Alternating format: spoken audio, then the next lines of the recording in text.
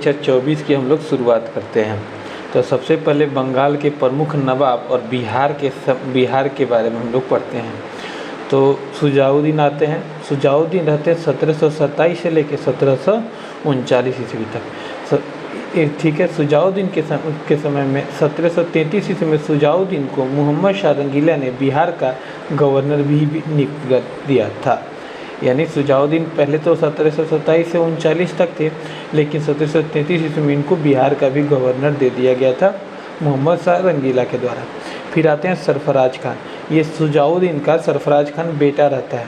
ये 1 साल मात्र रहता है 1739 से 40 तक, और इसकी हत्या जो कर देता है शुजाउद्दीन, जिस अलीवर्दी खान को इस समय बिहार का उपराज्यपाल बनाते हैं, और यही सरफराज खान यानी इसके बेटा की हत्या कर देता है। गिरिया का युद्ध होता है सरफराज खान और अलीवर्दी खान के बीच में, जिसमें अलीवर्दी खान जीत जाता है और सरफराज खान को हटा देता है, और अलीवर्दी खान जो कि पहले बिहार का उपराज्यपाल था, अब वो बंगाल का गवर्नर भी बन जाता है। 1740 से 56 तक अलीवर्दी खान रहता है। ये बंगाल का नवाब बतवई 1740 से 56 तक रहता है।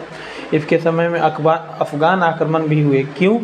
क्योंकि इस समय मुग़ल शासक काफ़ी कमज़ोर हो गए थे, और इस समय ठीक है पटना और रानी सराय की लड़ाई में भी हुआ था। इसके समय विद्रोह हुआ था, जिसको ये दबा दिया था अलीवर्दी खान पटना और रानी सराय की लड़ाई में।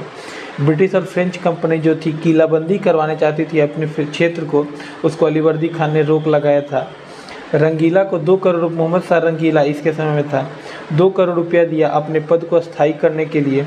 सिराजुद्दौला विद्रोह किया था। सिराजुद्दौला कौन था?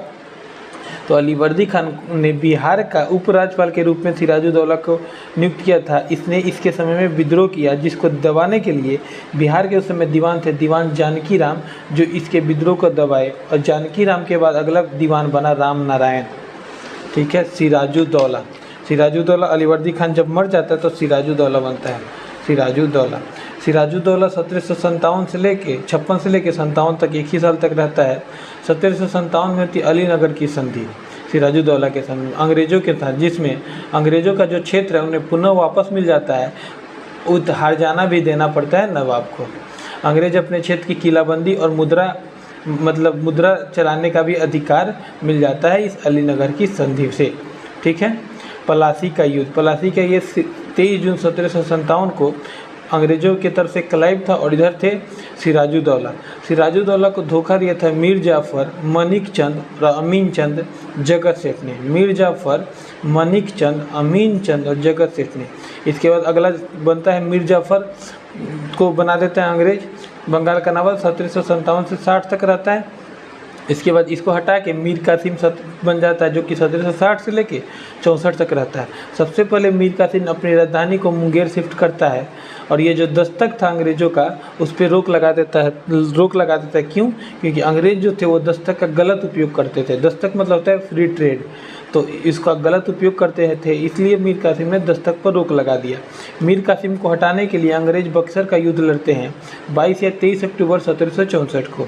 ईस्ट इंडिया कंपनी के तरफ से हेक्टर मुनरो था, और उधर थे बक्सर के युद्ध में शाह आलम द्वितीय मुगल बादशाह थे उस समय। मीर कासिम बंगाल के नवाब थे और शुजाउद्दौला अवध के नवाब थे। आफ्टर वार मीर जाफ़र को बंगाल का नवाब बना दिया जाता है, और मीर जाफ़र के बाद निजामुद्दौला को बंगाल का नवाब बनाते हैं। बक्सर के युद्ध के बाद 2 संधि होती है। इलाहाबाद की प्रथम संधि 12 अगस्त 1765 को क्लाइव और शाह आलम द्वितीय के साथ मुगल शासक, और इलाहाबाद की द्वितीय संधि 4 दिन बाद 16 अगस्त 1765 को रॉबर्ट क्लाइव अवध के नवाब शुजाउद्दौला के साथ में। अब देखो बंगाल के नवाब के बारे में पढ़ लेते हैं। तो बंगाल के नवाब कौन कौन था, कैसे कैसे क्रम था। तो मुर्शिद कुली खान 1717 से 27 तक रहता है। इसके समय में मिर्ज़ा अहमद उपराज्यपाल उप नवाब रहते हैं बिहार के। मुर्शिद कुली खान हो गया 1717 से 27, मिर्ज़ा अहमद उपराज्यपाल हो गया। दूसरा अलीवर्दी खान भी इसी के समय में मुर्शिद कुली खान के समय में उपराज्यपाल बनते हैं। अगला शुजाउद्दीन 1727 से 39, शुजाउद्दीन 1727 से 39। फिर तीसरा बनता है सरफराज खान 1739। सरफराज खान को गिरिया के युद्ध में हराता है, और अलीवर्दी खान बंगाल का नवाब 1740 से 56 तक बनता है। और अलीवर्दी खान की मृत्यु के बाद जो उस समय बिहार का उपराज्यपाल रहता है सिराजुद्दौला, अलीवर्दी खान के समय में वो बंगाल का नवाब बन जाता है, और 1 साल तक बनता है 1756 से 57। 57 की में प्लासी की युद्ध से इसको हरा के फिर मीर जाफ़र को बनाया जाता है अंग्रेज़ों के द्वारा 1757 से 60। मीर जाफ़र को हटाता है मीर कासिम, जो कि 4 साल रहता है 1760 से 64, और ये बक्सर के युद्ध में हार जाता है। और फिर इसको हटा के पुनः अंग्रेज मीर जाफ़र को बना देते हैं 1763 से 65। उसके बाद निजामुद्दौला बनता है 1765 से 66 के बीच में। अब आते हैं बंगाल के द्वैत शासन। 1765 ईस्वी में इलाहाबाद की संधि के साथ बंगाल में द्वैत शासन की शुरुआत होती है। बंगाल, बिहार और उड़ीसा में, बंगाल के साथ बिहार और उड़ीसा में द्वैत शासन शुरू कर दिया जाता है। इसमें क्या था कि ईस्ट इंडिया कंपनी राजस्व वसूलेगी और नवाब का काम था शासन चलाना, यानी पैसा का काम ईस्ट इंडिया कंपनी करेगी और शासन चलाएगी नवाब। अब जो राजस्व वसूलेगी उसको ये उसमें से 26 लाख रुपया सम्राट को देगी 1 साल के लिए कि शासन चलाइए आप, और 52 लाख रुपया देगी नवाब को, बंगाल के नवाब को 1 साल के लिए कि आप शासन चलाइए। ठीक है, 26 लाख उधर और 52 लाख इधर।